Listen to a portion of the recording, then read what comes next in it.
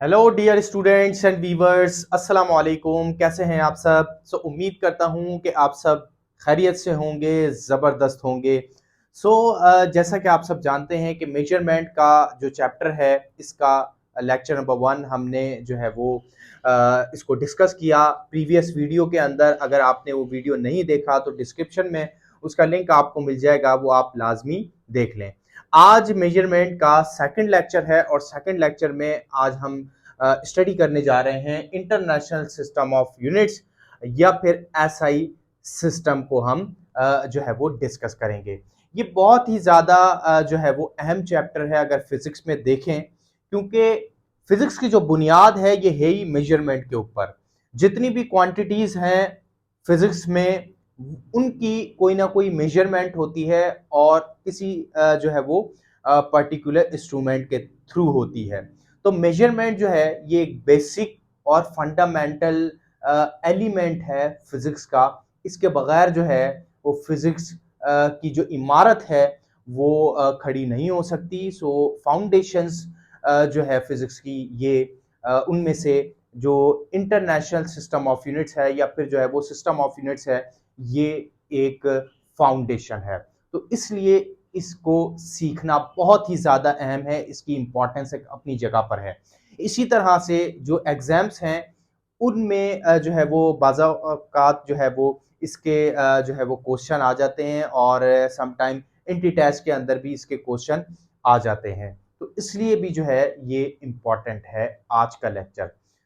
तमाम ही बच्चे और स्पेशली वो एस्पायरेंट्स जो कि इम्प्रूव कर रहे हैं एंट्री टेस्ट के लिए, तो वो तमाम ही इस वीडियो को आखिर तक लाजमी देखें। इस वीडियो के आखिर में जो है वो मैं कुछ क्वेश्चन भी आप लोगों को दूंगा एज असाइनमेंट, वो आपने सॉल्व करना है। और यहाँ पर भी हम कुछ इंपॉर्टेंट क्वेश्चन जो है वो डिस्कस करेंगे वीडियो के आखिर के अंदर, लेक्चर के आखिर के अंदर। अगर आप नए हैं चैनल के ऊपर, आपने चैनल सब्सक्राइब नहीं किया हुआ तो चैनल सब्सक्राइब कर लें और बेल आइकन को भी क्लिक कर लें ताकि हर आने वाली वीडियो का नोटिफिकेशन आपको मिल सके। मैं हूं मोहम्मद बिलाल, आपका मेंटर टीचर, एंड आप देख रहे हैं फाइनफो चैनल। ये बात है 1960 की, जब एक सिस्टम इंट्रोड्यूस होता है जिसको हम एसआई सिस्टम कहते हैं। एसआई सिस्टम जो है वो इंट्रोड्यूस होता है फॉर मेजरमेंट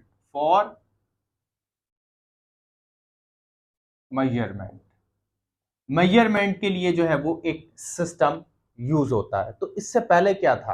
क्या इससे पहले कोई मेजरमेंट नहीं होती थी? इससे पहले भी मेजरमेंट तो होती थी। जाहिर है स्टार्ट से ही जो है वो इंस्ट्रूमेंट बनने लगे, और इंस्ट्रूमेंट बनने के बाद जो है वो चीज़ें जब पैमाइश होने लगी, तो जाहिर है वो पैमाइश का कोई ना कोई स्टैंडर्ड मौजूद होता था। कोई जो है वो स्केल के ज़रिए मेजरमेंट करता था और कोई जो है वो अंदाजे के ज़रिए मेजरमेंट करता था। तो मेजरमेंट जो है वो अलग अलग एतबार से, स्टैंडर्ड से की जाती थी।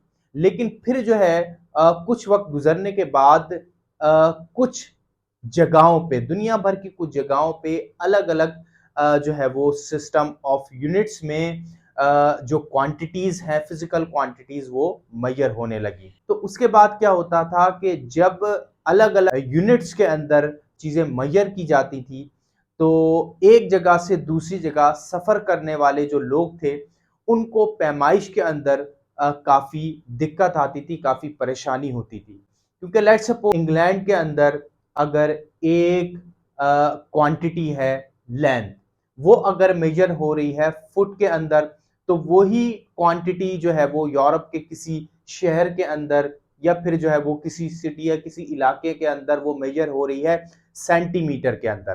तो इसलिए फिर क्या होता था कि फर्क जो है वो समझ नहीं आता था, तो जिसकी वजह से काफी परेशानी होने लगी।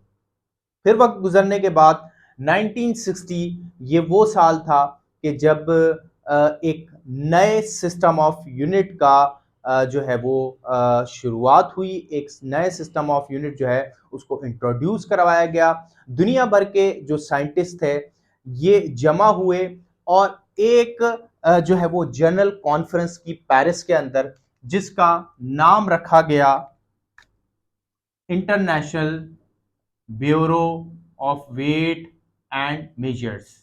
ये इस जनरल कॉन्फ्रेंस का जो है वो नाम रखा गया, और इसमें तमाम ही साइंटिस्ट ने बैठकर ये तय किया कि पूरी दुनिया के अंदर इसमें जितने भी कंट्रीज हैं, सब जगह एक ऐसा स्टैंडर्ड मेजरमेंट का इम्प्लीमेंट किया जाए, इसको जो है वो रखा जाए, ताकि तमाम ही दुनिया में वो आसानी से लोग जो है वो क्वांटिटीज को मेजर कर लें, उनको कोई परेशानी ना हो। इवन के कोई शहरी या कोई भी शख्स अगर एक जगह से दूसरी जगह जाता है तो वो आसानी से उसी जो है वो सिस्टम में मेजरमेंट कर ले, उसको कोई परेशानी ना हो। एक इंटरनेशनल स्टैंडर्ड हो मेजरमेंट का, फिजिकल क्वांटिटी को मेजर का, ताकि जो है वो कोई परेशानी ना हो। उसमें फिर जो है वो एसआई सिस्टम इंट्रोड्यूस करवाया गया, और उसमें जो है वो बेस यूनिट, ड्राइव यूनिट और सप्लीमेंट्री यूनिट, यानी कि तीन जो है वो यूनिट ये रिप्रेजेंट कराए गए, इसको जो है वो इंट्रोड्यूस कराया गया। ये आगे मैं आपको बताता हूं। पहले मैं आपको बता दूं, इससे पहले जो सिस्टम, जैसे कि मैंने आपको बताया कि यूज होते थे अलग अलग कंट्रीज के अंदर, वो कौन कौन से थे। तो तीन सिस्टम ऑफ यूनिट जो है वो नॉर्मली तौर पर यूज होते थे। उनमें से एक हमारे पास था सीजीएस सिस्टम। सीजीएस सिस्टम एक सिस्टम था, यूनिट जो है वो क्वांटिटी को मेजर करने का, ठीक है। तो उसमें जो है वो मेजरमेंट होती थी। इसी तरह से दूसरा जो सिस्टम ऑफ यूनिट था वो एफपीएस, जिसमें जो है वो कुछ जगहों पर एफपीएस सिस्टम के अंदर जो है वो चीजें मेजरमेंट की जाती थी। इसी तरह से जो तीसरा जो सिस्टम ऑफ यूनिट था वो एमकेएस सिस्टम था। अब ये एफपीएस, सीजीएस, एफपीएस और एमकेएस क्या है, इसको जरा देख लेते हैं। सीजीएस सिस्टम का मतलब है सेंटीमीटर, सेंटीमीटर, ग्राम, सेकंड सिस्टम। ये सीजीएस सिस्टम का मतलब ये है। तो बहुत सारी यूरोप के कुछ कंट्रीज में ये जो है वो सिस्टम ऑफ यूनिट्स यूज होता था। उसमें लेंथ जो है वो मेजर की जाती थी सेंटीमीटर में, मास मेजर किया जाता था ग्राम के अंदर, और टाइम जो है ये सेकंड के अंदर मेजर किया जाता था।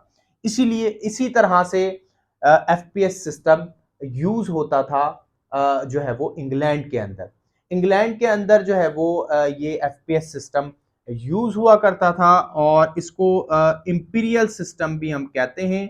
इंपीरियल और British engineering system, British engineering system भी इसको कहा जाता है। और आज भी जो है वो इसके कुछ यूनिट मेजर किए जाते हैं, इसमें मेजरमेंट होती है इंग्लैंड में। सो इसका मतलब क्या है, एफपीएस का मतलब क्या है? एफपीएस मींस फुट, और पी मींस पाउंड, और एस मींस सेकेंड। फुट को हमने एफ टी से लिखना है,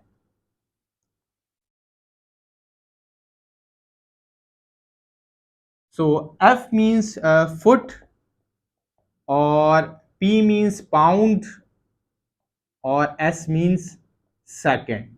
अब इसको सिंबल में लिखते हैं तो फुट का सिंबल एफ टी, पाउंड का सिंबल एल बी, और सेकेंड का सिंबल एस, एज यूजुअल। उसमें जो लेंथ का यूनिट है वो है हमारे पास फुट, मास का यूनिट ये जो है वो पाउंड, और इसी तरह से जो टाइम का यूनिट है ये है सेकंड। तो ये एफपीएस सिस्टम जो है, जिसका मतलब फुट, पाउंड, सेकंड सिस्टम है, और लेंथ, मास, टाइम के ये यूनिट हैं, ये यूज होता था। तीसरा जो सिस्टम ऑफ यूनिट है वो एमकेएस सिस्टम, जिसको हम मीटर और किलोग्राम सेकंड सिस्टम कहते हैं। और ये जो है लेंथ के लिए यूज होता था मीटर, मास के लिए यूज होता था केजी, और टाइम के लिए यूज किया जाता था सेकंड। तो ये तीन system of unit SI system से पहले के हैं, बाकी फिर इसके बाद एसआई सिस्टम आ जाता है। अब ये वाले जो सिस्टम है इसके बारे में आगे हम जो है वो कंपैरिजन करेंगे एसआई सिस्टम से। अभी आप सिर्फ ये याद रखें कि ये सिस्टम ऑफ यूनिट जो है ये पहले यूज किए जाते थे, ये तीन सिस्टम ऑफ यूनिट, एक सीजीएस सिस्टम और एक एफपीएस सिस्टम जो कि ब्रिटिश इंजीनियरिंग सिस्टम या फिर इंपीरियल सिस्टम भी इसको हम कहते हैं, और एक है एमकेएस सिस्टम। और एमकेएस सिस्टम की खुसूसियात ये है कि ये एसआई सिस्टम से मिलता है, क्योंकि जब एसआई सिस्टम बना वो एमकेएस सिस्टम को फॉलो करके ये एसआई सिस्टम बनाया गया। तो इसलिए जो एमकेएस सिस्टम है इसकी ये जो है वो खुसूसियत है कि ये एसआई सिस्टम से मिलता है काफी। तो ये जो है सिस्टम ऑफ यूनिट यूज हुए। अब आगे बढ़ते हैं और ये देखते हैं कि जो एसआई सिस्टम है ये क्या है। एसआई यूनिट सिस्टम 1960s में आफ्टर प्रोलॉन्ग डिस्कशन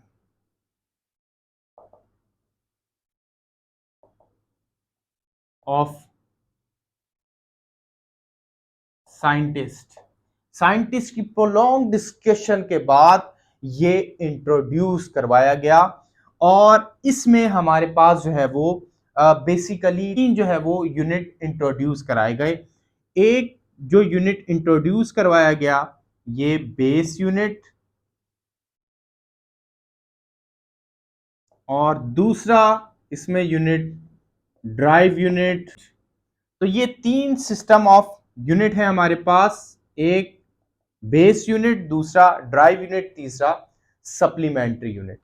अब बेस यूनिट क्या है? जो बेस क्वांटिटी को मेजर करेगा जो यूनिट वो बेस यूनिट कहलाएगा, जो ड्राइव क्वांटिटी को मेजर करेगा यूनिट वो ड्राइव यूनिट कहलाएगा, और सप्लीमेंट्री वो यूनिट है जो ना ही बेस क्वांटिटी को मेजर करता है ना ही ड्राइव क्वांटिटी को मेजर करता है। ये बिल्कुल अलग सिस्टम ऑफ यूनिट है, बिल्कुल अलग जो है वो यूनिट है, क्योंकि ये नॉन डायमेंशनल यूनिट है, इस यूनिट की कोई डायमेंशन नहीं होती है।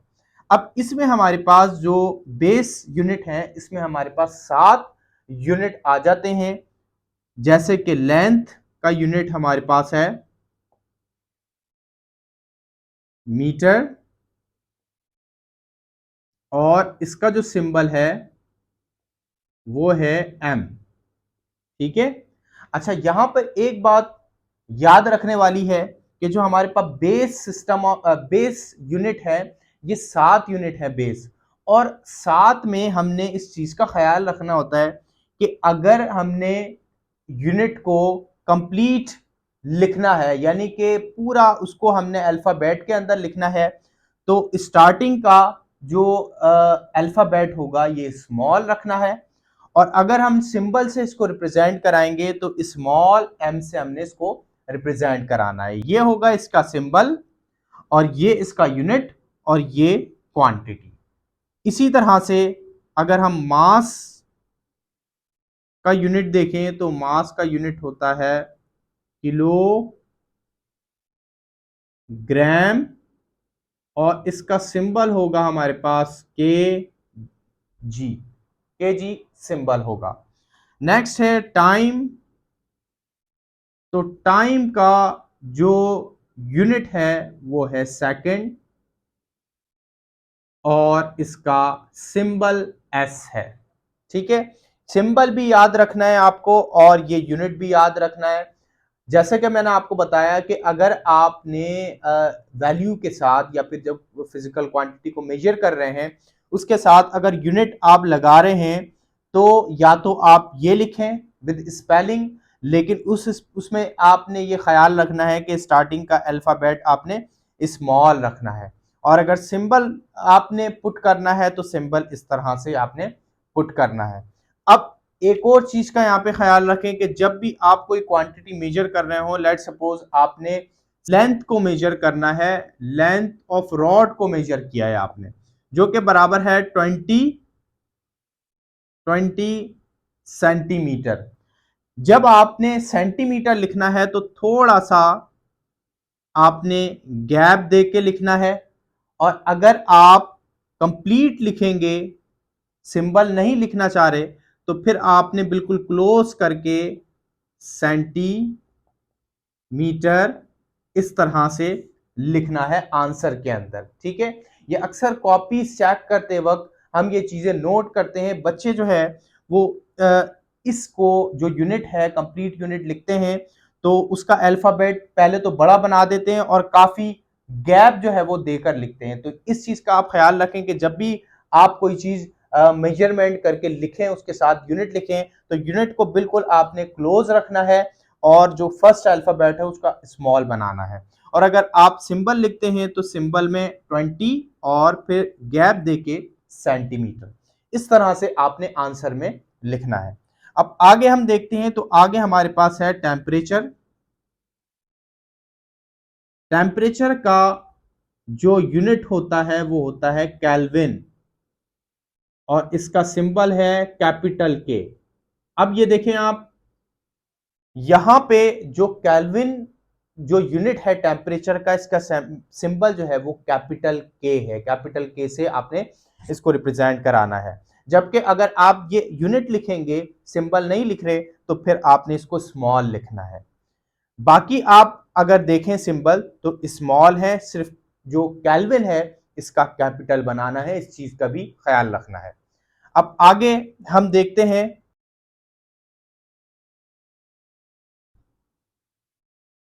बाद जो फोर्थ के बाद फिफ्थ जो है, ठीक है, ये 1 2 3 4 and 5।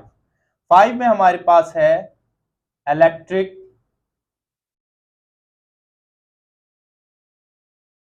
Current. Electric current ampere, और इसका सिंबल कैपिटल ए। अब आप यहां पे देखें, इलेक्ट्रिक करंट है, अगर यूनिट लिखना है आपको विद स्पेलिंग तो पहला अल्फाबेट आपने स्मॉल बनाना है, बाकी इस तरह से लिखना है। और अगर सिंबल लिख रहे हैं तो सिंबल कैपिटल आएगा करंट के यूनिट का। आगे जो 6 है हमारे पास वो है amount of substance. Amount of substance का यूनिट है मोल। अब आप देखें, मोल में मैंने ये स्मॉल बनाया है। अब आप जो इसका सिंबल बनाएंगे, सिंबल में भी सिर्फ MOL लिखेंगे, M स्मॉल आएगा। उसके बाद 7 है intensity of light.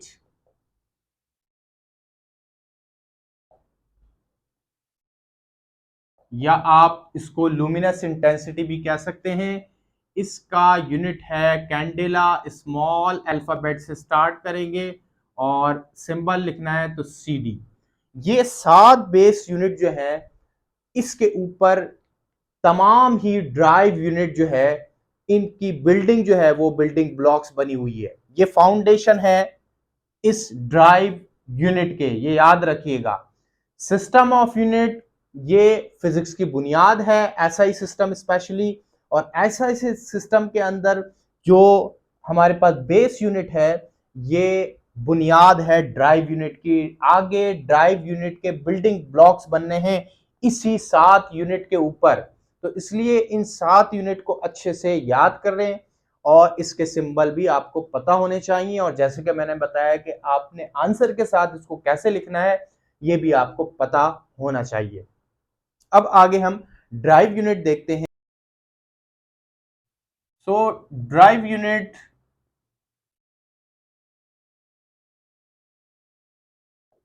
Drive unit क्या है? ड्राइव फिजिकल क्वांटिटी है, उसको जिस यूनिट में मेजर किया जाएगा वो ड्राइव यूनिट कहलाएगा।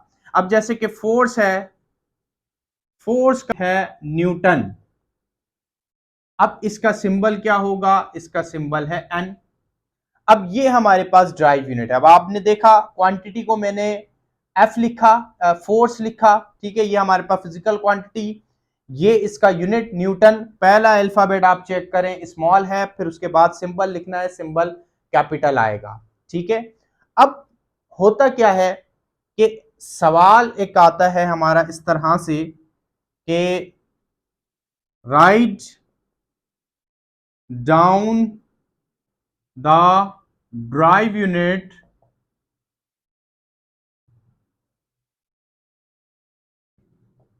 From following in term of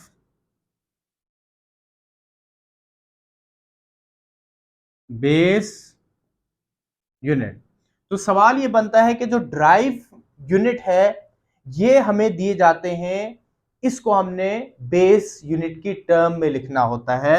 ये सवाल बहुत ज्यादा अहम है, अक्सर जो है वो फर्स्ट ईयर में 9th क्लास में जो बच्चे हैं वो जो है वो इस तरह के सवालात आ जाते हैं। इसी तरह से जो एंटी टैक्स के सवालात हैं उनमें भी ड्राइव यूनिट दिए जाते हैं और उसमें फिर ऑप्शन में बेस यूनिट मालूम कर लिए जाते हैं। डायमेंशनल जो टॉपिक है उसमें भी इस तरह के सवालात बनते हैं।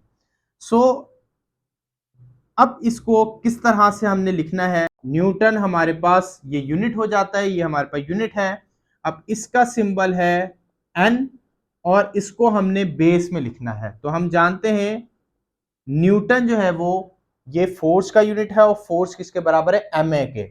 तो पहले मास का यूनिट आएगा केजी, फिर उसके बाद एक्सेलरेशन का यूनिट आएगा metre per second square. So it has converted into base unit. So ये बेस यूनिट में कन्वर्ट हो गया। इसी तरह से और भी हमारे पास ड्राइव यूनिट है। लेट्स सपोज प्रेशर का यूनिट है हमारे पास पास्कल, ठीक है। तो प्रेशर का यूनिट है पास्कल, इसका पहला अल्फाबेट स्मॉल बनेगा और इसका सिंबल है हमारे पास पी ए।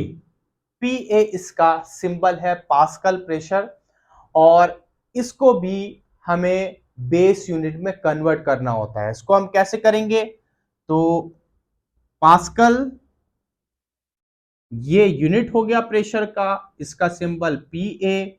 अब इसको बेस यूनिट में कन्वर्ट करें तो बेस यूनिट में हमारे पास ये हो जाएगा, पहले हम इसको ड्राइव यूनिट में फर्दर कन्वर्ट करते हैं, फिर बेस यूनिट में। तो ड्राइव यूनिट क्या क्या बनेगा इसका, पास्कल का न्यूटन पर मीटर स्क्वायर। अब मजीद न्यूटन जो है इसको आप बेस में कन्वर्ट कर दें तो ये हो जाएगा kilogram metre per second square और इनटू मीटर स्क्वायर। पहले स्टेप बाय स्टेप कर लें अपनी आसानी के लिए, ठीक है, या आप डायरेक्ट करना चाहते हैं तो डायरेक्ट भी आप कर सकते हैं। फिर ये जो मीटर स्क्वायर है माइनस का और ये प्लस का, ये जो है वो कंबाइन होंगे तो हमारे पास एक एम मीटर पर मीटर हमारे पास बन जाएगा। तो किलोग्राम पर मीटर पर सेकंड स्क्वायर ये यूनिट हो गया प्रेशर का, ठीक है, in term of base unit. इसी तरह से और भी बहुत सारे यूनिट आते हैं ड्राइव यूनिट जो कि बेस यूनिट से मिलकर बने हैं, पहली बात।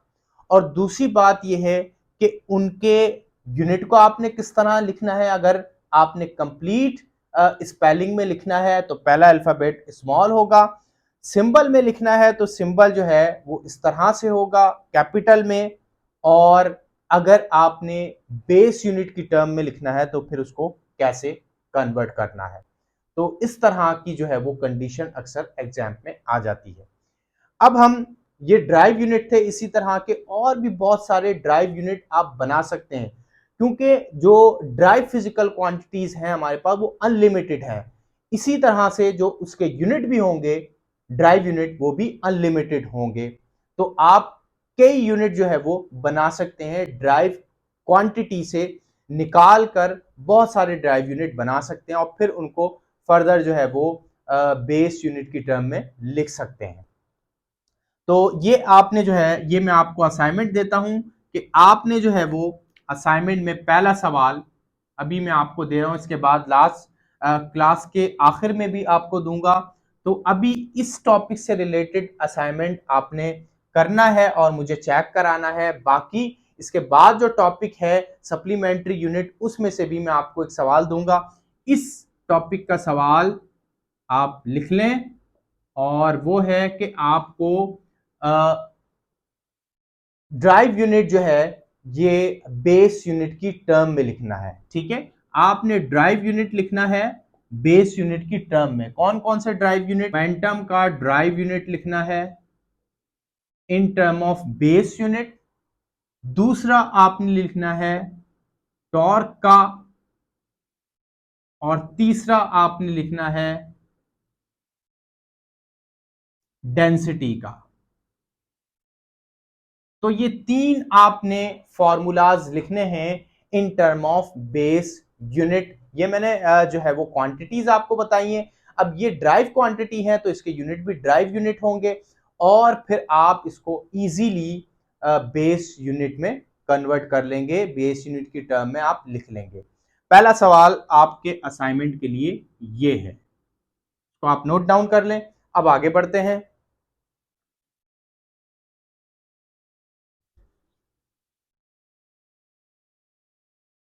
बच्चों हमने क्या करना है, अब कंपैरिजन करना है जो सिस्टम ऑफ यूनिट्स मैंने आपको बताया था, सीजीएस सिस्टम, एफपीएस सिस्टम और एमकेएस सिस्टम और इसी तरह एसआई सिस्टम जो है, इसका हम थोड़ा सा कंपैरिजन कर लेते हैं, क्योंकि इसके भी जो है वो समहाउ क्वेश्चंस आ जाते हैं एग्जाम के अंदर। तो यहां पर हम सबसे पहले लिखेंगे एसआई यूनिट सिस्टम, उसके बाद सीजीएस सिस्टम और उसके बाद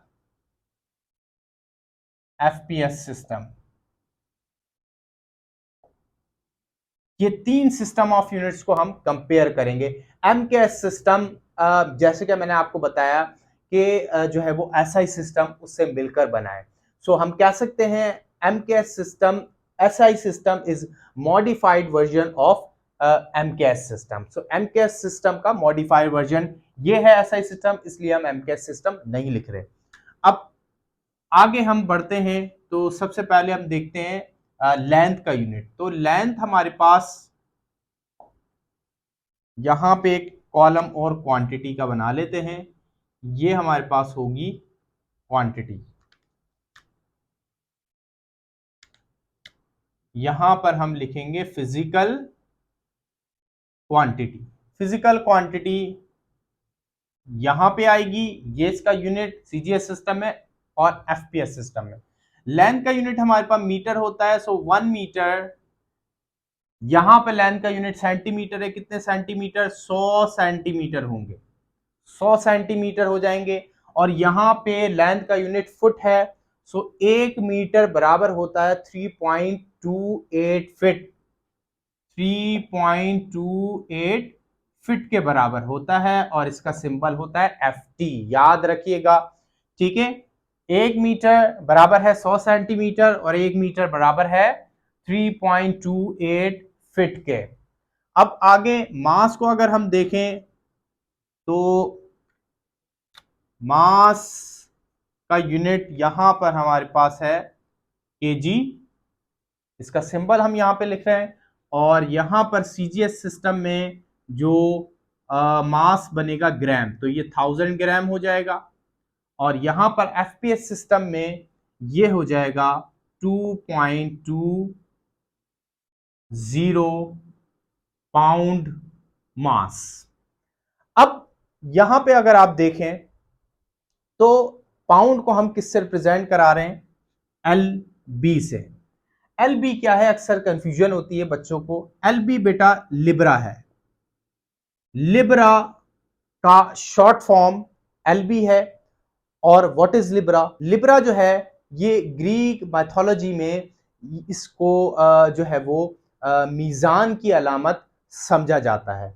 मीजान या फिर जो तराजू जिसको हम कहते हैं, उसको जो है वो कहा जाता है। और लिब्रा जो है ये स्टार भी है और उसका सिंबल भी मीजान की तरह है, तराजू है। यानी कि इसका मतलब क्या है कि जो है वो फिजिकल बैलेंस, तराजू हम नॉर्मली तौर पर किस लिए इस्तेमाल करते हैं? मास को मेजर करने के लिए। और मास को मेजर करने के लिए कौन सी डिवाइस होती है? फिजिकल बैलेंस होती है। तो just like a physical balance, जो लिब्रा है ये फिजिकल बैलेंस है, और फिजिकल बैलेंस इंडिकेट करता है कि कोई मास मेजर हो रहा है, इसलिए मास का यूनिट जो है ये जो है ये पाउंड है, और इसका जो सिंबल है ये इसलिए LB है, ये इसका सिंबल रखा गया है। अब इसमें हमारे पास दो जो है वो यूनिट होते हैं। पाउंड जो है FPS सिस्टम में दो क्वांटिटी के लिए मेजर किया जाता है। एक पाउंड मास, यानी कि मास के लिए, मास को मेजर करने के लिए पाउंड यूज होता है, और इसी तरह से फोर्स को भी मेजर करने के लिए पाउंड ही यूज होता है, लेकिन उसके साथ F लग जाता है। तो पाउंड फोर्स, फोर्स का यूनिट हो गया FPS सिस्टम में, और पाउंड मास FPS सिस्टम में मास का यूनिट हो गया। सिंबल आप देख रहे हैं दोनों के सेम रहेंगे, फोर्स होगा तो F आ जाएगा, मास होगा तो M आ जाएगा। ठीक है, तो ये जो है यूनिट थे दूसरी क्वांटिटी के जो मैंने आपको बताया। अब इसी तरह से अगर हम टाइम देखें तो टाइम यहां पर इसका यूनिट है सेकंड, और यहां पर भी सेकंड, और यहां पर भी सेकंड। टाइम का यूनिट तो सब जगह सेम है, इसलिए कोई कंफ्यूजन नहीं है। अब अगर नेक्स्ट क्वांटिटी की बात करें तो हमारे पास फोर्स है। फोर्स का SI यूनिट है न्यूटन, और CGS सिस्टम में इसका यूनिट बनता है डाइन, और वन न्यूटन जो है ये बराबर होता है 10⁵ डाइन्स के। ठीक है, और जबकि मैंने आपको FPS सिस्टम में बता दिया कि जो फोर्स का यूनिट होता है वो भी पाउंड ही होता है, सिर्फ F लग जाता है, का पाउंड फोर्स होगा, यूनिट इसका सिर्फ पाउंड फोर्स होगा। अब आगे अगर हम प्रेशर की बात करें तो प्रेशर का SI यूनिट है PA, यानी कि पास्कल। ठीक है, ये SI यूनिट है, और CGS सिस्टम में देखें तो इसका यूनिट है barye. Barye is the unit of pressure in CGS system. इसको आप बार भी लिख सकते हैं, और 1 पास्कल जो है, 1 पास्कल ये 10 बार के बराबर है। और अगर हम इसको प्रेशर का यूनिट देखें FPS सिस्टम में तो ये बनता है पाउंड पर स्क्वायर इंच। पाउंड पर square inch is the unit of pressure in FPS system. FPS system में ये इसका यूनिट है। यहां पे मैं लिख देता हूं पाउंड पर स्क्वायर इंच, पाउंड पर स्क्वायर इंच। तो PSI आपने अक्सर ये यूनिट देखा होगा कि जब टायर्स, जो ऑटोमोबाइल टायर्स जो होते हैं इसमें हवा भरी जाती है, तो उसका जो हवा जब चेक की जाती है तो उसका मीटर जो है, उसके मीटर में PSI लिखा हुआ होता है। इसका मतलब ये है कि जो हवा जो भरी गई है वो जो है वो PSI यूनिट के अंदर भरी गई है, यानी कि प्रेशर उसमें जो है वो PSI में मेजर किया जा रहा है। जो टायर के अंदर जो हवा भरी गई है उसका जो प्रेशर है वो PSI के अंदर, यानी कि पाउंड पर स्क्वायर इंच के अंदर मेजर किया जाता है। ये जो है उसका यूनिट है। तो 50 PSI का जो प्रेशर है ये नॉर्मली तौर पर बाइक्स के टायर में जो है ये रखा जाता है, ताकि जो गाड़ी का जो वजन है या फिर जो है वो बाइक के ऊपर जो वजन आए तो उससे जो है ये प्रेशर जो है ये नॉर्मल होता है, ये उसको आसानी से जो है वो कंट्रोल कर ले। तो ये बच्चों कंपैरिजन था 3 सिस्टम ऑफ यूनिट्स का, SI यूनिट, CGS यूनिट और इसी तरह से FPS यूनिट का। अब हम डिस्कस करते हैं सप्लीमेंट्री यूनिट को। तो ये हमने डिफरेंट सिस्टम ऑफ यूनिट्स का कंपैरिजन पढ़ लिया। अब हम कुछ वो वैल्यूज देख लेते हैं कि जो कांस्टेंट वैल्यूज हैं, और अलग अलग सिस्टम ऑफ यूनिट्स में वो वैल्यूज जो है उनकी वैल्यू क्या क्या बन जाती है। अक्सर ये भी सवाल जो है वो एग्जाम में आ जाता है। फॉर एग्जाम्पल जो वैल्यू ऑफ जी है, value of g acceleration due to gravity, SI system में इसकी वैल्यू है 9.8 मीटर पर सेकंड स्क्वायर। ठीक है, ये हमारे पास एसआई सिस्टम में इसकी वैल्यू है। इसी तरह से अगर हम सीजीएस सिस्टम में इसकी वैल्यू देखना चाहें, सीजीएस सिस्टम में इसकी वैल्यू क्या होगी, इसी तरह से एफपीएस सिस्टम में। तो सीजीएस सिस्टम में इसकी वैल्यू बनेगी, जैसे कि हमने पीछे देखा कि 1 मीटर में 100 सेंटीमीटर होते हैं, तो यहां पर सिर्फ हमने क्या करना होगा कि 100 से मल्टीप्लाई करना होगा, तो ये हो जाएगा 980 centimetre per second square. Value of g SI unit में 9.8 metre per second square, CGS system में 980 metre per second square. FPS system में क्या करना होगा कि 9.8 को हम मल्टीप्लाई करेंगे 3.28 से। जब इसको हम मल्टीप्लाई करेंगे तो अल्टीमेटली हमारे पास वैल्यू आएगी 32.2 फुट पर सेकंड। इसको हमारे पास वैल्यू आ जाएगी एफपीएस सिस्टम के अंदर। इसी तरह से आप कोई भी कांस्टेंट हो उसको आप कन्वर्ट इस तरह से कर सकते हैं। इसी तरह से कोई सी भी वैल्यू हो कांस्टेंट, जो कि हमारे पास डायमेंशनल कांस्टेंट वैल्यूज होती हैं फिजिक्स के फॉर्मूलाज में, इक्वेशंस में, उसको आप एसआई यूनिट के अंदर, इसी तरह से सीजीएस यूनिट के अंदर और एफपीएस यूनिट के अंदर कन्वर्ट कर सकते हैं इजीली, जिस तरह से मैंने ये वैल्यू कैलकुलेट की है कन्वर्ट करके। इस तरह से आप जो है वो कैलकुलेट कर सकते हैं।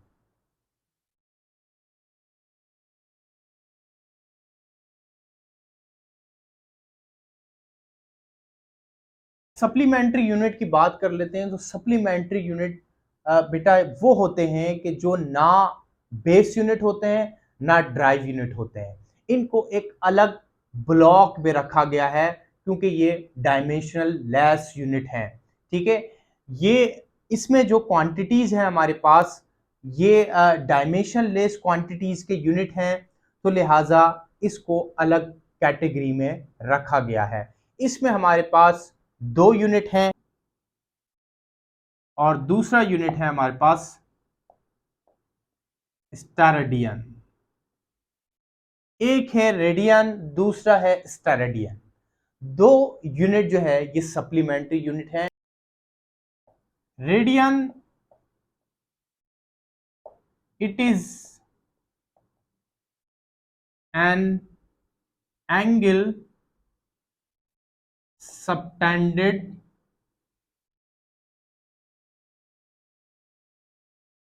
at center of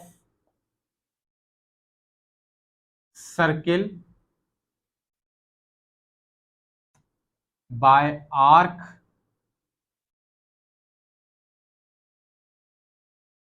length equal to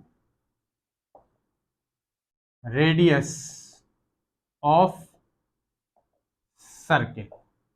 ये हमारे पास एक एंगल है जो कि बनता है सेंटर पे, जब एक पार्टिकल एक पॉइंट से चले और दूसरे पॉइंट पे रुके और उसका जो फासला है, डिस्टेंस है, रेडियस के बराबर हो। अब इसको डायग्राम से हम समझते हैं। ये हमारे पास सर्किल है, ये सर्किल जो है इसका सेंटर ये है और इस पॉइंट से अगर ये पार्टिकल चला है और यहां से ये यहां तक आया है, तो अब ये जो फासला इसने तय किया है इसको कहते हैं आर्क लेंथ। ए से लेकर बी तक का फासला है आर्क लेंथ। ये आर्क लेंथ है, एस से इसको रिप्रेजेंट करते हैं और ये नॉर्मली तौर पर देखा जाए तो इसको हम लीनियर पाथ भी कह सकते हैं। तो ये एस से रिप्रेजेंट किया गया। अब जब ये पार्टिकल यहां पे आएगा तो सेंटर, सर्किल के सेंटर पे एक एंगल बनता है, यहां पे एक एंगल बनेगा, इसको कहेंगे थीटा, और यही एंगल जो है वो रेडियन है। अब ये एंगल कितना होता है? ये एंगल होता है 57.3 डिग्री। अब ये कैसे हमें पता चला? अब इसको हम देखते हैं इस फॉर्मूले से। Angle is equal to arc length divided by radius. ठीक है, आर्क लेंथ जो है वो रेडियस से डिवाइड हो जाए। Theta is equal to S upon R. ये एंगल आ गया, ये आर्क लेंथ एस से रिप्रेजेंट हुआ, और रेडियस, ये जो रेडियस है इसको हम आर से रिप्रेजेंट कराते हैं। और ये जो रेडियस है ये रेडियस, और इसको हम आर से रिप्रेजेंट कराते हैं। तो अब लेट सपोज ये पार्टिकल एक कंप्लीट चक्कर लगाता है अगर सर्किल का, तो हमारे पास कितने डिग्री बनेंगे? 360 डिग्री। और आर्क लेंथ कितना हो जाएगा? जो एरिया ऑफ सर्कमफेरेंस होगा वही आर्क लेंथ होगा। सो एरिया ऑफ सर्कमफेरेंस ये बराबर होता है 2 पाई आर के। तो 360 डिग्री एंगल होगा, ये बराबर होगा 2 पाई आर के और डिवाइड में आर। तो अब क्या होगा? एक आर से आर कैंसिल हो जाएगा, 2 पाई होगा और 360 डिग्री ये बराबर है 2 पाई, और यहां पे आ जाएगा unit radian. 360 degree 2 pi radian के बराबर है जब ये पूरा चक्कर लगाएगा। ठीक है, पूरा एक सर्किल बनेगा, तो ये बराबर होगा 2 पाई रेडियन के। जब एक पार्टिकल ए से चला और ए के ऊपर ही आ गया, और इसको आप बराबर कर लें कि ये बराबर है 360 डिग्री के, 360 डिग्री के बराबर है। अब लेकिन हमने तो 57.3 डिग्री देखना था कि रेडियन 57.3 डिग्री के बराबर कैसे है। तो क्या करना है हमने कि हम 1 रेडियन ये बराबर हो जाएगा 360 डिवाइडेड बाय 2 पाई। 360 डिग्री को 2 पाई से आप डिवाइड कर दें, रेडियन हमारे पास निकल आएगा। तो 360 डिग्री डिवाइडेड बाय 2 मल्टीप्लाई 3.14, ये पाई की वैल्यू है, और इसको जब हम मल्टीप्लाई करते हैं और डिवाइड करवाते हैं तो 57.3 डिग्री हमारे पास बन जाएगा, which is equal to 1 radian. तो एक रेडियन बराबर हो गया 57.3 डिग्री, ये बराबर है 1 रेडियन। तो यही रेडियन जो हमने यहां पे पढ़ा 1 रेडियन, सो ये हमारे पास इसकी कंप्लीट डेफिनेशन, और ये बराबर है 57.3 डिग्री के। अब इसका जो सवाल है वो कैसे बनता है ये हम देखते हैं, फिर उसके बाद जो है वो स्टेरेडियन को देखते हैं। तो अब यहाँ पर जो है ये सवाल बहुत कॉमन है और अक्सर आता है, how many radian in 270 degree. तो इसके लिए आपने क्या करना होता है कि एक कॉमन फॉर्मूला है, इसको आप याद रख लें कि जब भी इस तरह का सवाल आए तो आप ये फॉर्मूला यूज करके आप रेडियन कैलकुलेट कर सकते हैं। इसके लिए फॉर्मूला हम लगाते हैं डिग्री। सबसे पहले हम लिखेंगे डिग्री जो भी हमें गिवन होगी, और इसको हम बराबर कर लेंगे जो हमें डिग्री गिवन होगी उसके, और फिर हम मल्टीप्लाई करेंगे इसको पाई डिवाइडेड बाय 180 के, और यूनिट आ जाएगा यहाँ पे रेडियन। ये कॉमन फॉर्मूला है, ये आप याद रख लें, और जब भी आपको इस तरह के सवालात दिए जाएं तो ये फॉर्मूला आप लगा के सॉल्व कर सकते हैं। अब हम 270 डिग्री लगा के इस फॉर्मूले में ये जो है वो सवाल सॉल्व करते हैं। तो यहाँ पे हम इसको सॉल्व करेंगे तो ये जो सवाल है ये कुछ इस तरह से हो जाएगा, 270 is equal to 270 multiply pi divided by 360, और ये रेडियन। अब हमने क्या करना है, क्योंकि 270 में हमने मालूम करना है, तो यहाँ से अब 0 से 0 कट जाएगा और हम मज़ीद इसको डिवाइड कर देंगे तो ये हो जाएगा 3 और पाई डिवाइडेड बाय 4 और रेडियन और 270 और 270 degree is equal to 3 pi divided by 4 radian. तो ये किसके बराबर हो गया? 3 पाई डिवाइडेड बाय 4 रेडियन के बराबर हो गया 270 डिग्री। तो जब भी आपको ये वाला फॉर्मूला, जब भी आपको इस तरह का सवाल दिया जाए तो ये फॉर्मूला यूज करें और इस तरह का जवाब आसानी से निकाल लें। एमसीक्यूज में, एंटी टेस्ट के एमसीक्यूज में अक्सर ये सवालात आ जाते हैं और बार बार पूछ लिए जाते हैं, और स्पेशली डिग्री से रेडियन तो लाजमी ही पूछा जाता है, तो आप ये फॉर्मूला याद रख लें। इसी तरह से रेडियन से डिग्री भी मालूम कर सकते हैं। आपको ये रेडियन दे सकते हैं और फिर आपसे मालूम करेंगे डिग्री किसके बराबर है। तो जो भी आपको रेडियन दिया जाएगा सवाल के अंदर और डिग्री मालूम किया जाएगा, उसको आपने मल्टीप्लाई करा देना है 57.3 डिग्री से। ठीक है, यानी कि अगर आपको 2 रेडियन दिया गया है, 2 रेडियन को आपको मालूम करना है कि इसमें कितने जो है वो डिग्री हैं। ठीक है, तो लेट सपोज इसी सवाल को हम थोड़ा सा चेंज कर लेते हैं और आगे हम ये सवाल बना लेते हैं।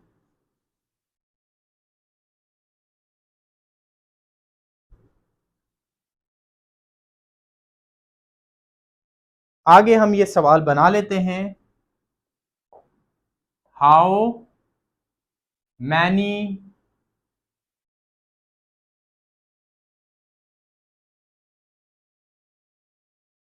डिग्री इन 2 रेडियन, 2 रेडियन में कितने डिग्री हैं। तो इसके लिए भी कॉमन फॉर्मूला आप याद रख लें कि जो रेडियन होगा, ठीक है, जितना भी आपको दिया हुआ होगा उसको आप मल्टीप्लाई कर देंगे 57.3 डिग्री से।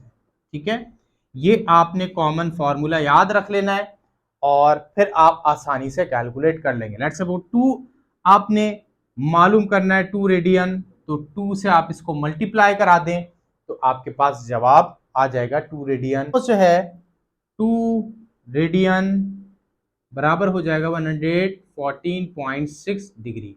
इस तरह से आप जो है वो और भी सवालात कैलकुलेट कर सकते हैं। अब मैंने आपको असाइनमेंट देना है, ये आपने सॉल्व करना है, फिर हम बात कर लेते हैं इसकी जो हमारे पास ये रह गया है लास्ट में स्टेरेडियन। अब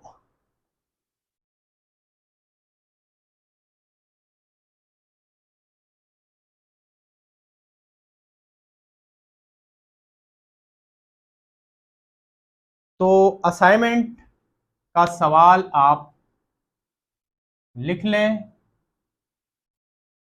असाइनमेंट नंबर 2। ठीक है, 1 मैंने आपको दे दिया इससे पहले वाला सवाल, और 2 में आपने बताना है how many radian in 390 degree. ठीक है, 390 डिग्री में आपको रेडियन बताने हैं कितने हैं। इसी तरह से दूसरा सवाल है हाउ मेनी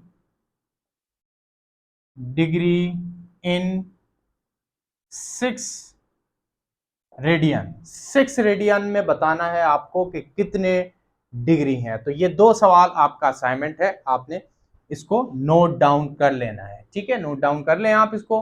हो गया नोट डाउन? गुड। अब आगे हम करते हैं स्टेरेडियन। स्टेरेडियन क्या है?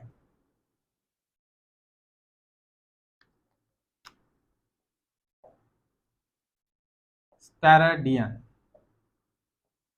स्टेरेडियन हमारे पास जिस तरह से रेडियन है इसी तरह है, पर रेडियन 2D होता है और स्टेरेडियन होता है 3D।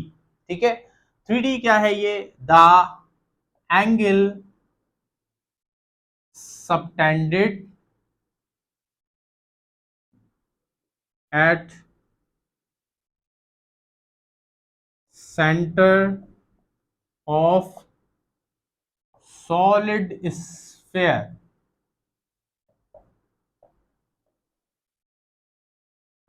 by area of sphere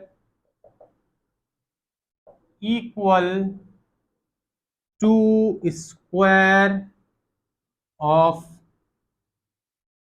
radius, square of radius. अब यहां पर भी हमारे पास एक ऐसा ही सर्किल है, स्फेयर है, यहां पे ये स्फेयर है, ठीक है, स्फेयर। इसी तरह से 2 पॉइंट, एक यहां है और एक यहां है, ठीक है। अब क्या करना है कि यहां पे हमने इसको कोन शेप में बना लेना है।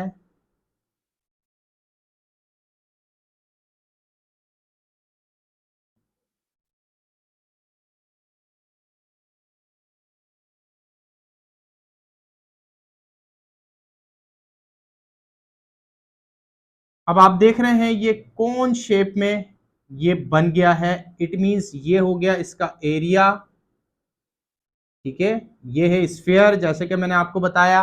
अब ये स्फीयर का एरिया हो गया ऊपर वाला हिस्सा, और ये होगा इसका एंगल, यहां से बनेगा, ठीक है।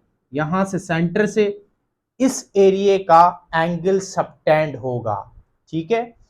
तो ये क्या हो गया, 3D हो गया। अगर इसको मैं कोन को बाहर निकालूं, ये कुछ इस तरह की कोन हमें नजर आएगी।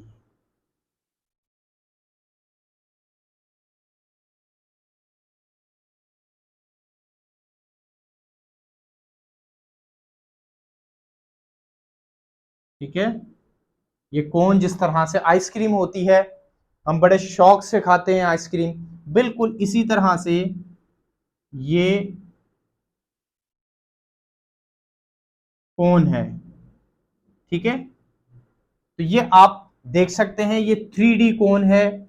ये इसका एरिया हो गया और ये इसका रेडियस हो गया। तो 3D कोन में ये जो एंगल है, ठीक है, ये जो एंगल है इसको हम कहते हैं स्टेरेडियन।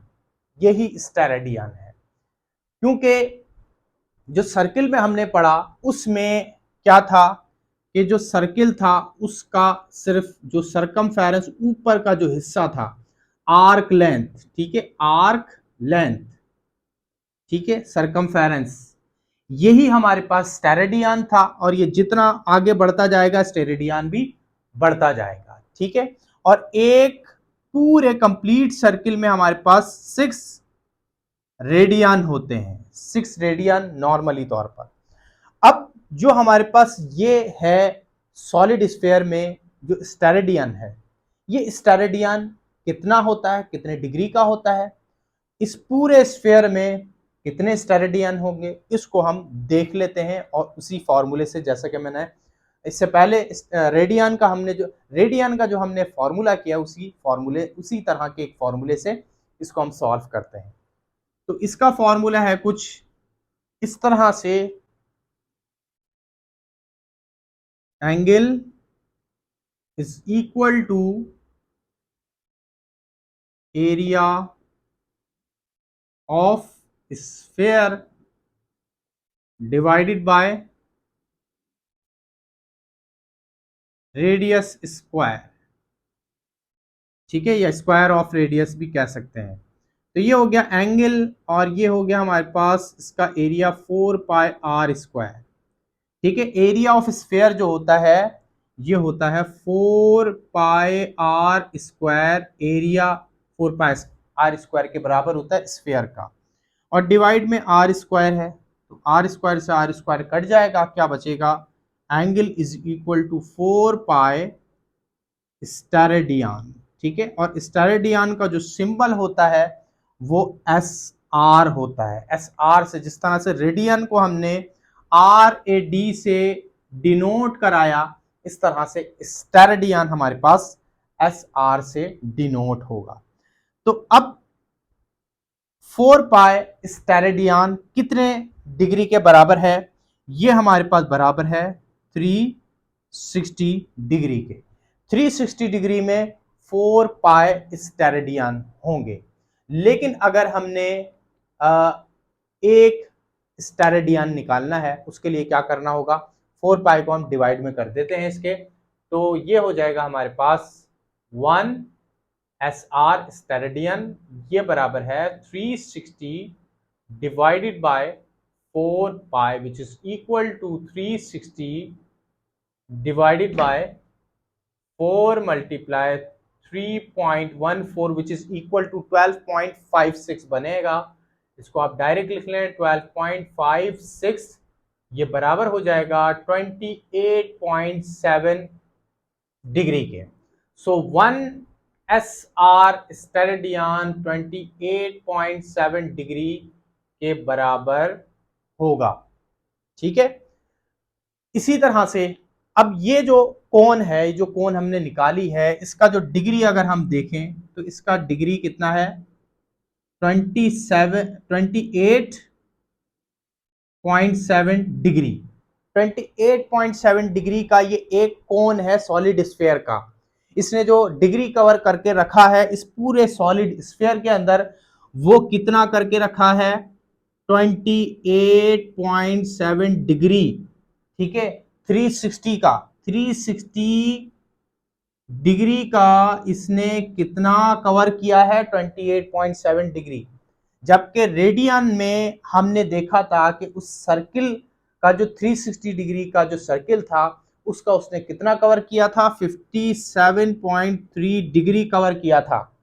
और उसके मुताबिक कितने आ रहे थे रेडियन? 6 रेडियन आ रहे थे उसमें। ठीक है, 6 रेडियन पूरे 360 डिग्री में आ रहे थे। यहां पर एक सॉलिड स्फीयर कोन है, ये सॉलिड स्फीयर कोन कितना डिग्री ले रही है? 28.7 डिग्री ले रही है इस पूरे स्फीयर का। तो कितनी कोन इस सॉलिड स्फीयर की इस स्फीयर के अंदर आएंगी? तो ऑलमोस्ट 12 कोन इसके अंदर आ सकती हैं 28.7 डिग्री की, जैसे कि हमने यहां पे कैलकुलेट किया। ठीक है, तो अगर आप 28.7 डिग्री को मल्टीप्लाई करा दें 12 से या 12.57 से, जो है वो 12.56 से मल्टीप्लाई करा दें तो हमारे पास डिग्री आएगी 360 डिग्री। तो इसका मतलब 12 कोण जो है ये सॉलिड स्फीयर की इस पूरे स्फीयर के अंदर आ सकती हैं 12 कोन्स। ठीक है, तो ये जो है स्टेरेडियन का ये जो है वो फॉर्मूला, तो ये जो है वो स्टेरेडियन का कॉन्सेप्ट है। अब इसकी एग्जांपल इस तरह भी दी जा सकती है। स्फीयर को अगर हमने समझना है तो हम वाटरमेलन की एग्जांपल लेते हैं। Watermelon is best example of sphere. अब वाटरमेलन को जब भी हम परचेज करने जाते हैं तो हमें चेक करा के दिया जाता है खाने के लिए, या फिर जो है वो ये देखने के लिए कि वो ठीक है, खराब तो नहीं है, या फिर जो है वो सफेद तो नहीं है, क्योंकि हम रेड देखते हैं। रेड चूंकि बहुत ज्यादा मीठा भी होता है, इसलिए जो है वो हम कोशिश करते हैं कि रेड हमें मिले, ताकि जो है वो जो है पैसे जाया ना हो। तो फिर हम वहीं चेक करते हैं और जो शॉपकीपर होता है हमें चेक कराता है। तो बेसिकली क्या करता है, वो ऊपर का स्फीयर का एरिया निकालता है। अब वो स्फीयर का एरिया जब निकालेगा वाटरमेलन से, वाटरमेलन एक स्फीयर है, उसमें से निकालेगा तो ऑब्वियसली वो उसका एक सेंटर पॉइंट भी होगा, वो सेंटर से ही निकलेगा। उसका जो एरिया जो होगा स्फीयर का, वो ऊपर से तो नहीं निकल जाएगा। तो जब वो सेंटर से उसको नाइफ को मार के निकालेगा तो वो जस्ट लाइक अ कोन की तरह ही होगा, सॉलिड स्फीयर की कोन। ठीक है, या फिर सॉलिड स्फीयर का एक पीस है वाटरमेलन का, उसी को आप स्टेरेडियन कह सकते हैं। कि अगर वो स्टेरेडियन 28.7 डिग्री का जो सरफेस एरिया है वो उसने कवर किया है, वो जो है वो 28.7 डिग्री जो है वो उसने एरिया के बराबर जो है वो पीस निकाला है तो वो स्टेरेडियन के बराबर होगा, 1 स्टेरेडियन। और इसमें जो है वो अब फिर जब वो इतना पीस आपके पास होगा तो आप इमेजिन करें कि उसने 12 पीस जो है वो उस वाटरमेलन के अंदर आ सकते हैं, जो एक पीस उसने निकाल के दिया है। तो इस तरह से फिर आप 12 अगर जो है वो घर के मेंबर हैं तो एक इतने बड़े बड़े पीस वो आसानी से इंजॉय कर सकते हैं। तो ये जो है वो स्टेरेडियन का कॉन्सेप्ट था, और ये पूरा कंप्लीट एसआई सिस्टम, और उसके बाद जो है वो सिस्टम ऑफ यूनिट्स, और इसी तरह से फिर उसका कंपैरिजन और जो सप्लीमेंट्री यूनिट है ये यहाँ पर कंप्लीट हो गए। और आपका असाइनमेंट भी जो है वो मैंने आपको दे दिया है, ये आपने आज की क्लास में जो है वो सबमिट कराना है। सो उम्मीद करता हूं बच्चों के आज की क्लास में तमाम ही टॉपिक्स आपको समझ में आए होंगे। इसमें कोई भी क्वेश्चन हो तो कमेंट सेक्शन में ज़रूर कीजिएगा। यह आपका अपना चैनल है, इसको सपोर्ट ज़रूर करें, लाइक और शेयर करना ना भूलें। अपना ख्याल रखें, मिलते हैं फिर आपसे नेक्स्ट वीडियो में। जब तक के लिए थैंक यू सो मच, अल्लाह हाफिज़।